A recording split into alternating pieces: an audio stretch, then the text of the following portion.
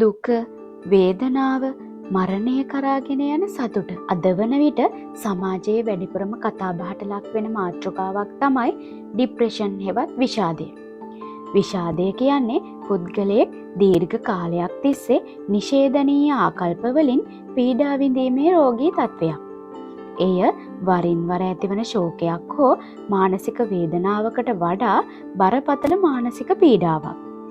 ඒ වගේම විෂාදය කියන්නේ සුලභව පවතින මානසික රෝගී තත්ත්වයක්. අපි හැමෝම දන්නවා.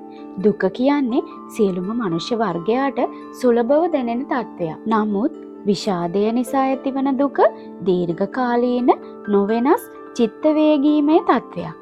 මෙම රෝගී තත්ත්වයෙන් පෙළෙන්නන් බොහෝ අවස්ථාවල යමක් කෙරෙහි අධික ලෙස ඇල්මක් දැක්වීම වගේම සාංකාවෙන් පෙළීමේ රෝග ලක්ෂණ පෙන්නුම් කරනවා.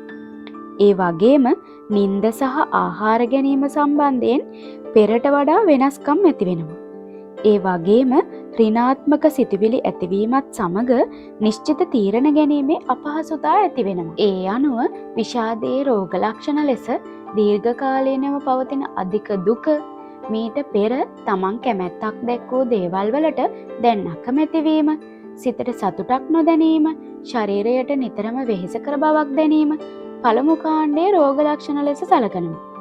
තවද කිසිදු දෙයකට අවධානය යොමු නොකිරීම, ආත්ම විශ්වාසය සහ ආත්ම අභිමානය බිඳ වැටීම, සෑම දෙයක් පිළිබඳවම අසුභවාදී සහ ඍණාත්මක ලෙස දැකීම, නිතරම සියදිවි නසා ගැනීමට ආසාවීම සහ උත්සාහ කිරීම, සුව පහසු නින්දක් නොමැතිවීම වැනි රෝග ලක්ෂණ දෙවන කාණ්ඩයේ රෝග ලක්ෂණ ලෙස සැලකනවා. ඒ අනුව පුද්ගලයෙකුට විෂාදය ඇති බවට නිර්දේශ කිරීමට නම් අවම වශයෙන් පළමු කාණ්ඩයේ රෝග ලක්ෂණ දෙකකුත් දෙවන කාණ්ඩයේ රෝග ලක්ෂණ දෙකකුත් තිබිය යුතු වෙනවා.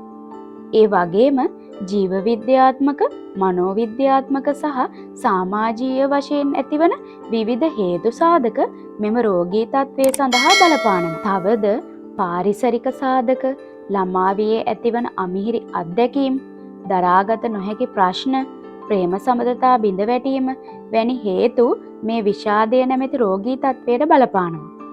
මෙම රෝගීන්ට තම එදිනෙදා ජීවිතයේ වැඩ කටයුතු නිසියාකාරව සිදු කරගන්න බැරි වෙනවා.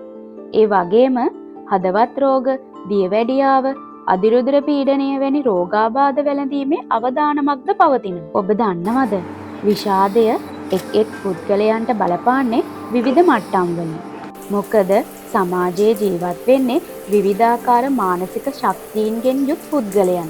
අපි බලමු මෙම රෝගී තත්වයට තියෙන නිසි ප්‍රතිකාර මොනවද කියලා. කවුරු හරි කෙනෙක් විෂාදයෙන් පෙළෙනවා නම් තමන්ගේ හැසිරීමේ පෙරට වඩා යම් වෙනසක් දැනෙනවා නම්, ඒ වගේම විශාල දුකක් හිතට දැනෙනවා නම් තමන්ට විශ්වාස කෙනෙක් සමග ඒ ගැන කතා කරන්න. කාර්යබහුල ජීවිතයෙන් විවේකයක් අරගෙන අවශ්‍ය උපදෙස් උපකාර ලබා ගන්න. ඔබ විෂාදයේ රෝග ලක්ෂණ හඳුනාගතහොත් ඉක්මනින්ම ඉන් ගැලවෙන්න අවශ්‍ය වෛද්‍ය උපදෙස් ලබා ගන්න. ඒ වගේම සමාජයේ ජීවත් වන සෑම පුද්ගලයෙකුගේම වගකීමක් වනවා අනෙකා පිළිබඳව අවධානයෙන් සිටීම. විෂාදය කියන්නේ සාමාන්‍ය රෝගී තත්ත්වයක්. නිසි ප්‍රතිකාර ලබා ගැනීමෙන් මෙම රෝගය සුව කරන්න පුළුවන්. විශේෂම දේ තමයි ඕනෑම සුළු ප්‍රශ්නයක් වුවත් ඔබට හිතවත් කෙනෙකු සමග බෙදා ගැනීමට පැකිලෙන්න එපා. ડિප්‍රෙෂන් හෙවත් විෂාදය සම්බන්ධයෙන් ඔයාලගේ අදහසුත් අනිවාර්යෙන්ම පහලින් කමෙන්ට් කරන්න. මේ වගේ අලුත් තොරතුරු දැනගන්න මගේ channel එක subscribe කරලා තියාගන්න.